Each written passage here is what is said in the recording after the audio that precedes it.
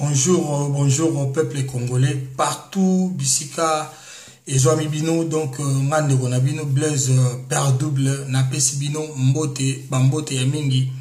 Vraiment, ce pays Nabiso, ils ont traversé, maman moko, très difficile. Donc, nous sommes politiciens, na année à 2016, vers les 31 wana, salaki,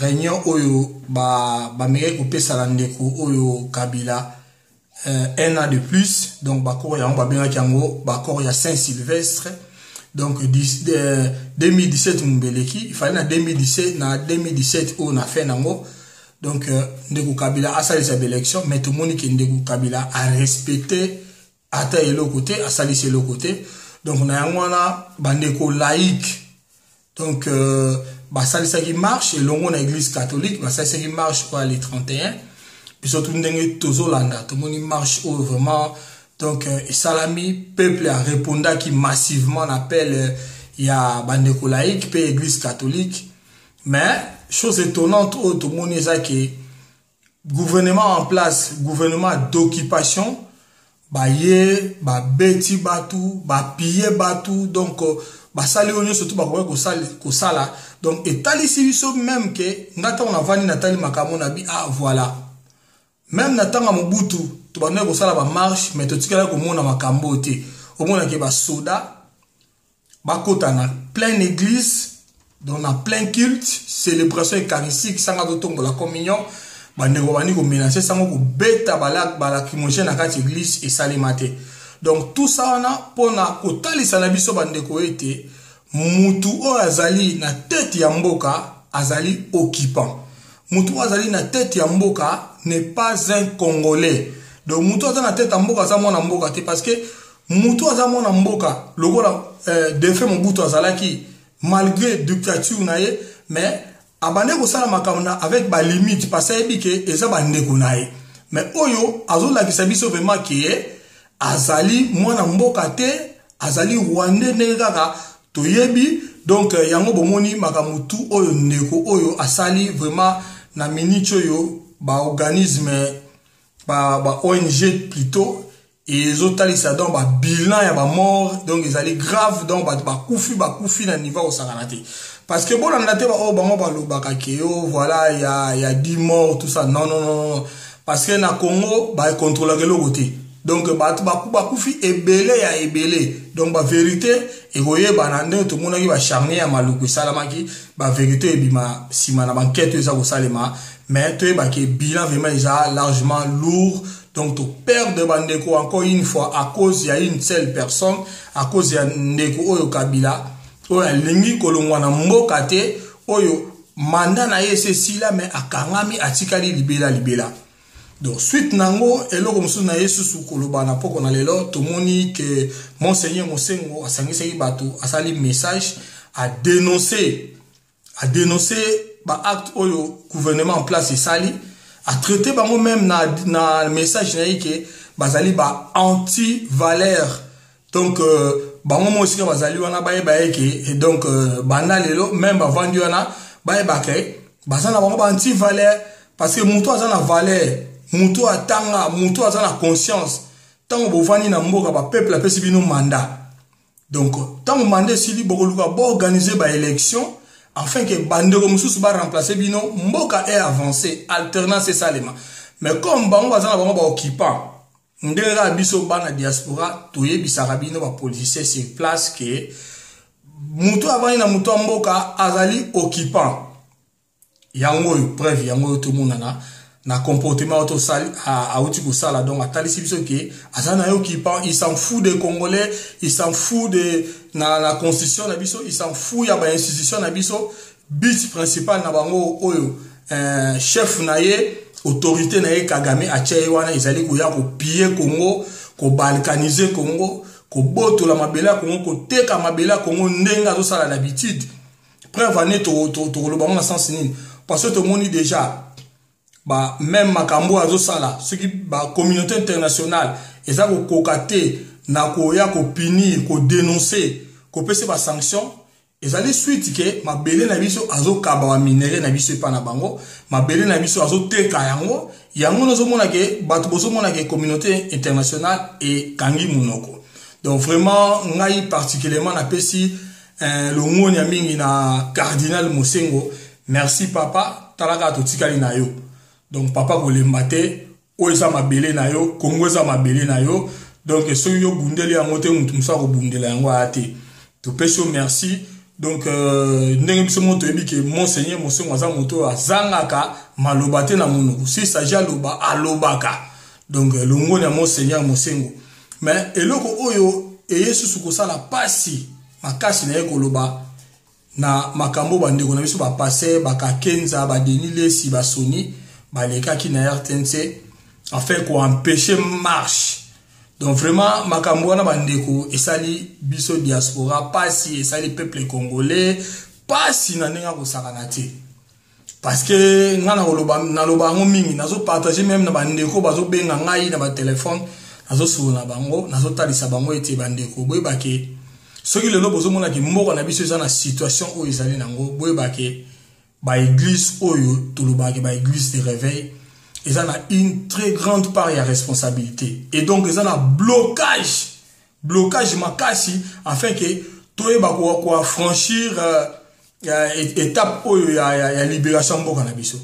Parce que moni biso ba congolais tellement tomi kota na makambo ya bonzambe tomi kota to tia confiance na biso ba pasteur to kanisa ka ke ba pasteur ango oyo biso to tiela mitema baza ba pasteur bazo banga nzambe tala ndenge bayo ko bimisaki ndoki na bango na poasa komona ete ba pasteur oyo to mona aki ba pasteur a minene baleka batelemela peuple. Mais loko monga na ko rappeler biso bandeko mingi tozo sambela pe ndenge na lobika tozo solo na ba téléphone bandeko mingi bazo comprendre te ngandeko moto sona bina ngo frère tala boye soto take basala nzambe donc bilaki na mabenga bindeko nanga totika na makambo parce que tant tozo loba musala nzambe boye bango ke bible to beta no masola bible le bana biso ke donc mutu nyoso tout oya yambi Jésus-Christ ayambi Jésus-Christ comme Seigneur et Sauveur automatiquement a commis disciple à Jésus-Christ. Donc ngai pe lokola na yamba na za chrétien na za païen te lokola na yamba Yesu lokola kolope mobiki sanga mokonzi kolope mobiki sanga donc nazali directement disciple na ye na ko évangéliser pe de sa part na ko pe côté ya de sa part. Alors mutu waza na monopole ya koloba makambo azali te. Mututu ayambi Yesu Kristu azwa baptême ya Saint-Esprit baptême ya mai akoki kolobela masolo ya nzambe akoki beta masolo ya nzambe yango wana na koyebisa na biso bandeko ete nini. Alors bandeko fo tozonga na kata Bible so totali Bible de Genèse Apocalypse omona ke ezosala na kaka Israël azo bundela mabele. Donc eloko Bible Israël ba welela mingi za mabele. Tout le monde a que Israël abandé ko souffrir, au monde nzambe abandé ko tina ba prophète, o ba koya ko libérer peuple naé. Donc exemple ba Moïse, exemple ba Élie, ba Élisée, donc ba David. Donc bazali belé ba Aaron, bazali belé ba prophète tout le monde a que nzambe ando tina ka ba ko sauver peuple naé. Donc nzambe asala mokili o déjà na kati Bible na mokili esalema déjà politique et betama na Bible. Bible ezali loko la constitution, Bible ezali livre oyo esalema mingi eza basé na politique. Parce que surtout que même na acte oyo Moïse akendaki koyebisa Pharaon qui a libéré peuple bande ona. Et ça politique. Donc mais cause de ça politique parce que koyebisa Pharaon à l'époque de Pharaon allait maître du monde et ça c'était le rôle le organisme ezali de gauche à droite mais n'importe pendant Pharaon allait le rôle maître ya mokili. Mais Moïse aya koyebisa Pharaon que non Pharaon libérer peuple nzambe soko libérer peuple nzambe te nzamba ko frapper yo. Mais lelo ba Moïse ngo basa. Alors yango na yebisa ka bande ko to ba yeke musala nzambe yeso to sika azali wana azali censé ya kobeta masolo ya mboka na ye tant mboka eza na pasi tant géant moko telemeli biso lokola ndeko oyo Kabila telemeli biso.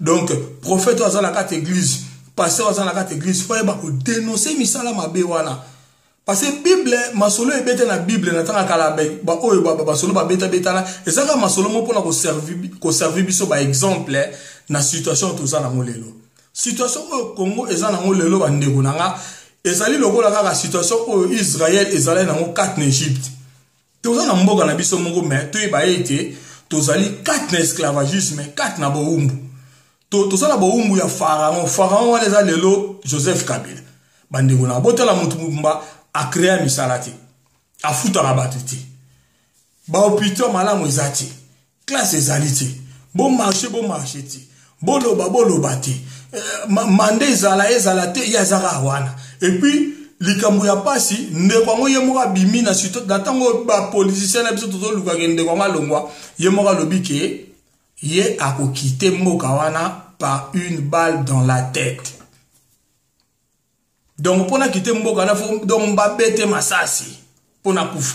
Donc, comment on a pas déclaration boye et surtout c'est que mutu wana za mutu ya binote, adoza mutu mabe, esprit mabe, ala mutu aye pena na Mboka afin que aniata a exterminer peuple. Donc, ozala na ye une année ba mort kaka, deuxième année ba mort. Donc, tant y a zo umela donc azako vide biso. Alors, yango na ba ndeko bovani ka dans l'église bokeba. Tolobite ke ba pasteur nyonso baza mabete mais ba pasteur yengulu pa ba pasteur ebele baza mabe ba ya miyibi bazali o ba ye na bango ko luka ka mbe intérêt na bango personnel o ba ye ko luka ka ba profit na bango personnel au détriment ya peuple donc ba bombi vérité ya nzambe pona ko luka ko toni sa ba peuple na bango. Alors biso ba kongolo to fa na kati to ye ba ko de ko bima na église wana. Parce que si longtemps biso to vana l'église ambo ba ke mboka na biso kangola mate parce que boto na pays mobimba bande kunanga pays nde to somona makamba ya Congo yo donc ezali complicité internationale complicité mondiale ba multinationale ba vande biso communauté internationale ba vande biso na Afrique ba vande biso ba pays limitrophe ba vande biso bande ko na biso moko propre ba congolais ba kolabo de ba ke bitumba o tozo bunda ezali facilité pour to longango soki to salaire ngala zo lo bango na zo sola même bande ko mi na zo isa bango soki to salaire boy bango ke to kotika la esclave libela et puis mboka na biso eko kende libela to ko regretter mais na moment oyo to ba ke to ko lele pa nani parce que ba parti politique nyoso tout o tozo mona wana baza na bango non armé bango tundeka ba défiler ba yebisa biso ke toza non armé biso pacifique alors eloko bango bazo bosana ke oyo a telemi oyo bazo mone loko la adversaire politique yaza adversaire politique te yaza na ye occupant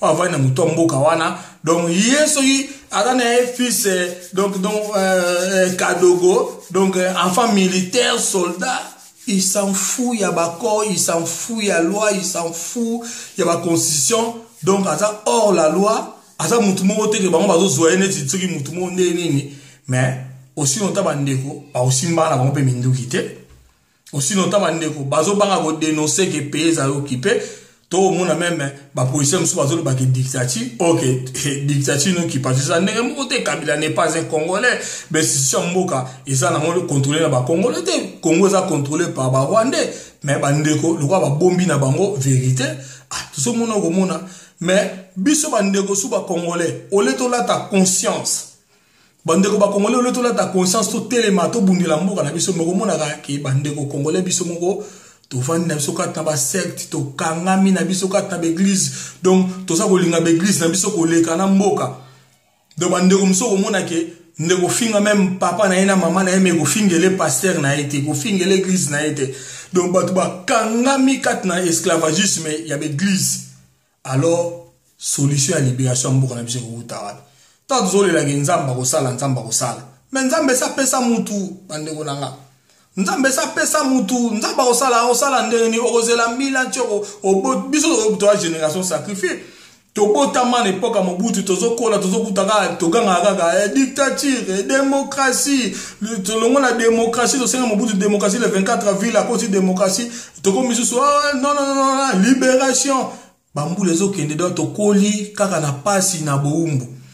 Alors na boumbu na pasi yango bandeko nanga o bino bovani l'église boza occupé na no mama mboka te boni mboka moto tika ngo kaka boye to ko pesa rapport ni papa na biso le to za makasi bana boto na poto ba yebi na bango réellement ce qui se passe na Congo te bana bana ba ko bundela Congo mais bana na ba vanda na Congo te ba yebi Congo te il s'en fout ba mona ke ba belge ba allemand ba américain ba anglais est-ce bana na ba ozana conscience obiso to zana ngo ba yebi kini te bana na biso to kabi bango ba umbu na poto bana so ba otikala bo besklave mindele un jour mindele ba hotel mais bango un jour mindele ba linga bango te surtout tant ba ozala ba mayele ba mo occuper mais peut-être plus tard et golukela bango pe makambo.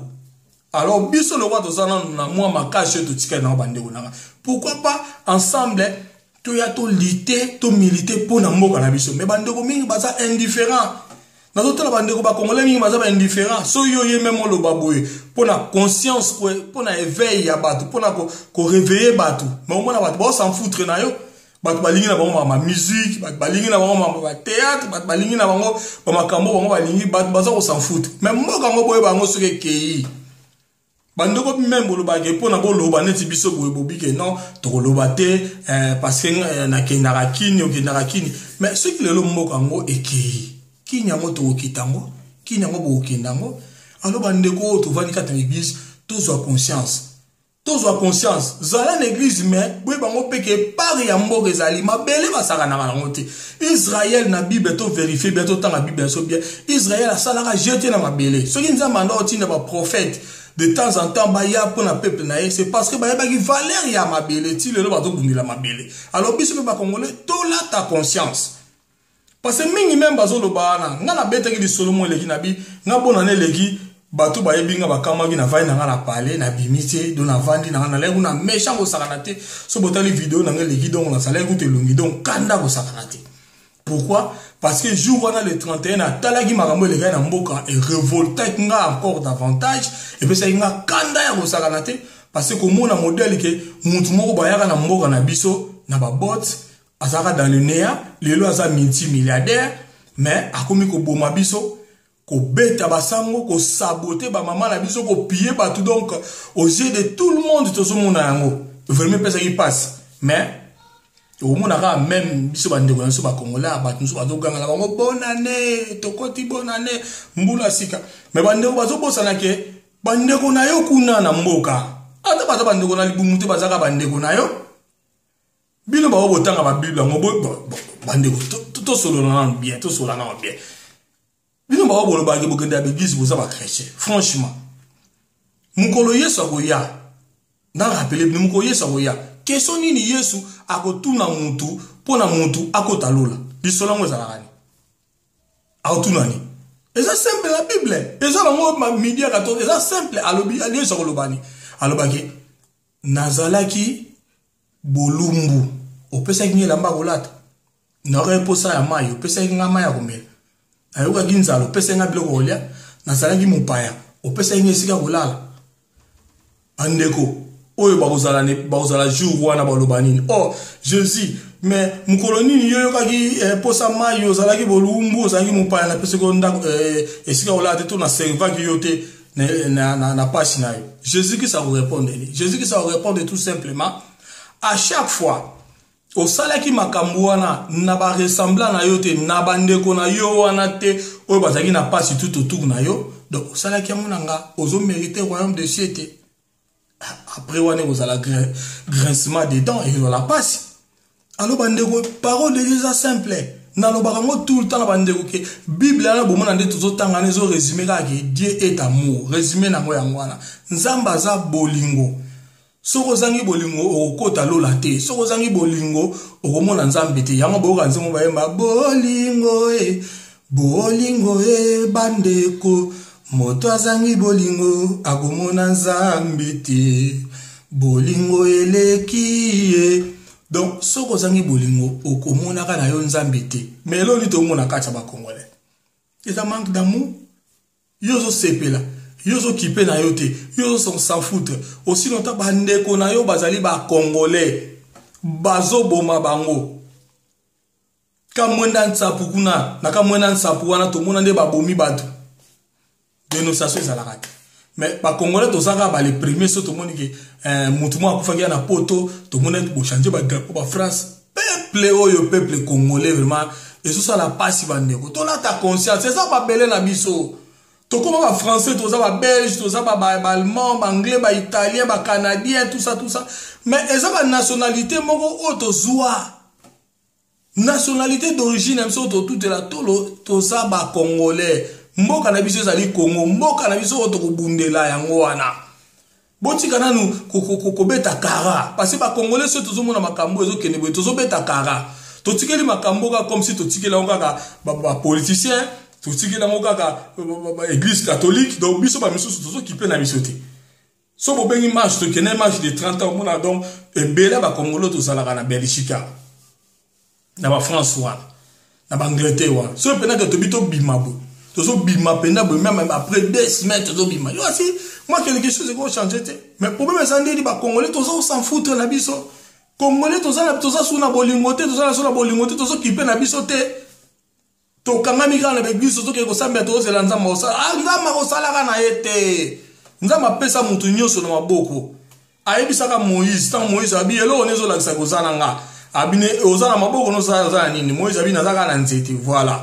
Ozana quelque chose. Boaka nzete wana mabele Moïse abwaki. Allez simba nzete wana simbi nzete na mukila. Abwaka tanga boaka nzete komi nyoka. Asimbi wana mukila zongi nzete abi voilà. Si nizo la sakina sana. Jésus qui se pona lesa batumapa atuna inanu bozana logo ninya. So bazali na logo te peut-être Jésus qui senga sana ni bikamwa. Mais de mbisi bimaki wana 5 map ya lengwa à partir ya biloko muntu azala nango yango nzambe a multiplier. Donc, nzamba sala na quelque chose à pesa na mutu. Donc, biso faut tolata na conscience.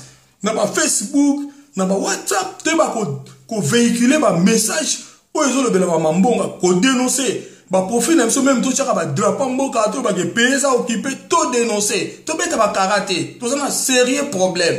Bandeko. To ça na sérieux problème parce que mutu ko loba ke nga pona quitter mboka oyo il faut une balle dans la tête. Donc c'est grave. Pas nous supposons on est pas jet mais ezali très grave. Alors yango na susu na yesu koloba eloko moko oyo batu mingi ba passer message ke pona ndeko na biso Jikoko. Voilà donc tout le monde biso nyo tout ndenge sœur ya ndeko Jikoko na Bruxelles à lobby donc ndeko na biso akufite ndeko Jikoko akufite mais ndeko Jikoko aza toujours na maboko ya banguna. Aza toujours na maboko ya basoda ya Kabila bakangiye si tu crois babi outrage à chef de l'État. Bon. Voilà. Et là on sous ko na ngina lobela par là isaka ke bandeko ba politicien o boza sur place, il faut faire très attention. Bino o bozo mona lokola bozo collaborer na mutu mais bozo collaborer na Elima. Kabila c'est un monstre. Kabila c'est un vampire. Kabila c'est un vampire, Kabila c'est un démon. Démon en personne, c'est Kabila. Donc, botalaka ndeko Jikoko, azalaka na PPRD, mais tant on a eu conscience, alors on a PPRD, aïe a servi peuple naïe, bomoni suite, malheur euromolandaï. Alors, bino ba o bozo lianaye actuellement, faut faire très attention. Parce que moutouna, oui, bah ok, ennemi na ezaka ba biso peuple congolais, mais ennemi na beza pe bino. Parce que aussi longtemps biso tozana ye ce qui le loya a longi biso anéantir le peuple, oui bah ok, a roulouga pe a éliminer bino. Parce que aso banga bino botanga boleka ye. Ba congolais boza mayele koleka ndeko wana. Alors loko boza mayele koleka ndeko wana alingaka bino ta sepelaka na bino te. Bino bovandi baza kotinda tozomona mala misusu kuno mona batindi na Lubumbashi tozomona kuno batindi boy alors ba politicien faut bo sala très attention alors makambo diaspora yebisa bino bande ko politicien mingi bono mona ngo blague ya tango biso ba résistant combattant tozobisa bino ke payer za occuper to mona ki ba ki fanatisme o ba congolais tozala nango ba parti politique non payer za occuper te botika ah bomoni bino mo ke nga lo bango. Makambo a salengo lelo, il fallait même pas bakor à Saint-Sylvestre, wana pa pesa iba ko dango. Bomoni ti. Bomoni lelo bino moko makambo ya sali. Alors makambo biso to na lo bana bino lelo donc to ko ba to za la raison te pour bozaka bande ko na biso mais bomoni bino moko ke atalisi bino ke c'est un occupant. Atali Sibino que c'est un enfant militaire, Asima Mounou qui depuis bas âge. Atali Sibino que c'est un cadeau, c'est un Rwandais. Donc il s'en fout de tout. Alors on a par là, on a vraiment qu'on féliciter, on a qui maman Nabiso, Madame Justine Kasavubu na déclaration na Salaki a tangi vraiment combat politique Kanambe a dénoncé vraiment que c'est un Rwandais, a dénoncé que les pays sont occupés. Vraiment bravo maman Nabiso. Bino pe ba police botikali tozo mona ba mingi na ba discours na bino. Si lelo nazo kama après ba koro tozo mona mingi boyo baka dictature. Kabila n'est pas un dictateur. Azako occupé Congo nera ba kipaka ba France wana ba Belgique oyo. C'est l'occupant. Botika ko marché ba mo botika ko bomba ba vérité. Ce bozo mona même ndeko na zo banga bino te pasa yebi ke bozo banga. Ya yebi ke magamba zo sala ngoke attend que occupant azo niata mboka azo linga ba balkaniser mboka. Mais bino ta ba père bozo la kana bozo bomba ke oh non pays ça na dictature. Comment c'est la dictature? Kabila za dictateur. Kabila za tout simplement Rwanda batinde émission na na chef na Paul Kagame na Paul Kagame ko exterminer ba Congo ko bomba Congo ba piller Congo ba kata Congo déjà mabele to yebi kuna non qui vous déjà sekenda mais bino bozo rêver. Ndeko Justine Kasavubu a lobby qui a dénoncé la vérité babomie te soit na mitu na soit makambo bandeko bosala kango na nko ou bien ko banga kaka mais ceux boza opposa tant ozo bungela mboka na yo il faut ça ba risque il faut bo loba makamba solo faut bo dénoncer makamba so ko tika na ba demi vérité na bozo bim. Lelo bozo mona makambe ko moleka bakatumbi ta tozo mona même na ba telas ko ba mingi boko moleka ba journaliste mususu boko moleka boko finga suka tumbi mais tango biso ba registre to bando no ki katumbi azani Zambien katumbi atravana Kabila katumbi bazo tambula na Kabila longo tozaki binemi na bino mais lelo toza wapi do bandeko na biso ba congolais loko zo boma biso congolais loko zo boma biso ennemi à Congolais ça à Congolais mo. Donc nous avons compliqué ka makamba Congolais ça à Congolais mo. Bozana la politique bozo pa na so ba yebiso be loko yo de ya balanda ko na batu. Do bozo la taka mutema mabe bozo boyebi makambo za na ngo bongote. Katumbi za. Bo fana na bakatumbi. Bate bele bono ya bakatumbi bomoni siko ke babandi ko négocier ke azonga ne mboka banda pese bino position face na mo passer ba commission na face oke ba otfana na bango sa mandat ba kotika na bango bongo ba nanyati mboka nako omoni mais tomoni su bino na boyambi susu kamé franchement ba policier congolais bozo décevoir biso siko to kamé susu lobi sa solo ko mo po boleli li susu non politique basala ngo bongo te ba policier congolais politique basala ngo bongo te. Politique, il faut que dénoncer ma bé. Balumumba ce pays na biso soki indépendance parce que ba ko dénoncer ma bé. Boye ba ko dénoncer ma bé. Botika ba demi vérité boto tambola na ngwana ko bomba bakam ko cacher makam. Ce bozo panga quelque part abokitaka ba kini boye bango muto bosa ni ba jewana lelo ba négocier ko bozo mona empoisonné porté disparu famille ba ebi pe position te lobi bo mona ce makambo ka to la lisela ngo misu ko ma pe négocier ko ababomi akufi. Bino bozo vana na jumu susu pa ko sa no ka je pa bomi bino. To siko ba congolais to ba no père de bino ka ni surtout classe congolaise on bo aussi la ka bokufu. Akambo ko fongola be misu bo comprendre que muto to vani na ya za mutu moko très dangereux to ala lo la nyoka. Sozo boko la nyoka za mukie tim ko la ko la omela yo mo ko lo na iti. Ozo boko la lion tim ko la ko la ko makasi banza ke bimi o pese biloko oliate. Akolia yo moko textuellement na ndiko wana Kabila. Alors, les policiers, il faut faire très attention. Donc, il faut changer le discours na bino. Il faut changer le discours na bino. Et ça a été un tongo bolobi, il n'a pas de bolobi. Donc, to boy te yo kabila mozo balance que dictature. Comment on a dictature té? Kabila za dictateur té. Kabila, c'est un occupant rwandais. Il y a une mission spéciale pour nous balkaniser Congo, pour piller la richesse na biso, côté Kamboka na biso. Mais le là, t'as le autre zonge le mboka, on boye bagé, mboka na ba passer belé, et té kami. Et Tekami de quoi détruit mon canabiso. Bon dénoncer, si s'agit même bon de ba kini wana te problème ça va. Ba Charles de Gaulle là tout le monde appelle que tant France ça a occupé akima le nord en Angleterre. Bino la plupart de vos personnes estiment que botika les koto mais bozo dénoncer. Maintenant bino bozo que na j'ai cache à bomba la boy bango ke ne wana très dangereux un jour to kozanga abino. Et puis malheur na ba politicien baza ko collaborer na Kabila wana baza ko vandaka na ye mais bino ba passer oyo bolie mbongo bondimi mbongo ko so bozo vanda ne ba ke le salaire du péché c'est la mort.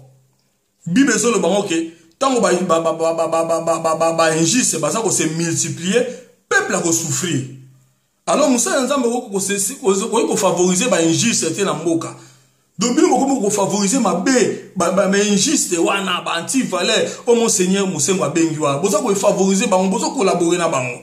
Boy ba ke bozo créer pasi na mboka na bino un jour e ko balukela ka bino un jour e ko zongela ka bino. Bon le so mboka ko mi libérer. Boy ba on be l'église mingane ko kangama. Boy ba ngo. Alors, il faut te faire très attention bandeko politique, bandeko ba politicien, faut faire très attention parce que ça m'a belé basaka na kanangote. Alors, pour na ko conclure no ya susu ko lobali kambu ya mende chaku, mende oyo awoti ko sala ba propos moko pour na ko dénigrer monseigneur. Donc eza ma mingi, mende c'est un Congolais mais bandeko wana toujours tout mona kaka bandeko na biso na baza mitema mabe ba collabora baza mitema mabe to moni vidéo acheyo kitundu donc vile bango c'est comme ça bata modèle ndenge wana ngana za bandeko to solo na bango to bitoka mwana biso te donc aya lobby mutu ka monseigneur Mosengo aza mutu valeur aza mutu azo bundila mboka naye mais mende musala nezani mende musala nezali ke ba pesi mbongo et puis so tali pe position ya mutu forma mutu mbongo ngo pe bozora ngo ozana nzoto pe kitoko te elongi pe kitoko te mafuta la nzoto te lo tina te ozomona makila batene komisi bino siko bolandaka mbongo po bosala boyeba ngo peko suka na bino boko kufa mona mutu moko te wa vivre na mabe mutu moko te wa vana na mabe alonga naloba ngo tout le temps itile aluka conquérir mon kilo ya koka te Paul Kagame atini ndeko na ye Kabila baya po ba conquérir Congo ba kokoka te Congo za ba congolais tokolonga alors bana la diaspora tous on a toujours unis siko to senga 2018 oyo de eza année moko ya ba action eza la année moko ya éveil eza année moko ya conscience na biso bena to linga mabele na biso na ba Facebook koloba kokoma nazo mona siko bandeko mingi bazui conscience na ba Facebook au mona mamu tavani a publier moi quelque chose ba commenter bon monde donc to la ta conscience luka to libérer mboka na biso waneza mabele na biso conscience so ba congolais zonga to linga mboka na biso donc to yabo ba nationalité to yeux ko sa biso te waneza ka mabela ba koko mboka na biso kitoko mboka na biso ezaka ba malili te neti ba mboka mbovandi malili lokola soki lokoni mboka na biso mboka ya moi mboka ya oto liaka bio donc to bundela mboka na biso vraiment voilà bandeko nanga moi message mkio nazalaki nango pona to solanso na poko na lelo j'espère que to suki awa kimezala na mabota na biso donc tokutana très prochainement na pesibino bambote bisika bozali ingeta